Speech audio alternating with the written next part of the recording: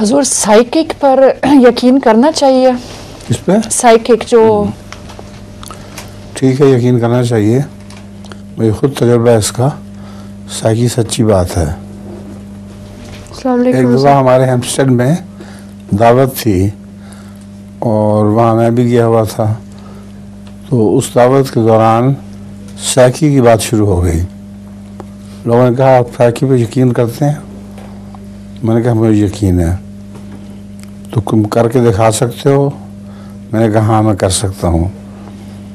تو انہوں نے کہا اچھا پھر تم یہاں سے باہر جاؤ اور ہم سوچتے ہیں کوئی بات، سارے مل کے ایک ہی بات سوچیں گے اور واپس آ کے دیکھیں گے تمہارے دماغ پر اس کا اثر پڑتا ہے کہ نہیں. آپ وہی بات کرنے لگ جاتے ہیں کہ نہیں. مجھے باہر بھیج دیا کوئی 10 منٹ کے لیے. جب میں واپس آیا تو بیچ میں بٹھا دیا مجھے. کچھ عرصے کے بعد مجھے اور تو کوئی خیال نہ آیا.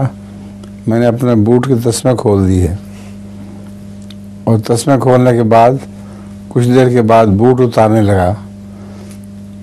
پھر ان کا خیال تھا کہ جرابیں بھی اتارے گا. وہ تو میں نے نہیں اتاری. تو اس نے ایک شور مچایا کہ اور اگلی بات بھی کرو. تو میں نے نہیں کی.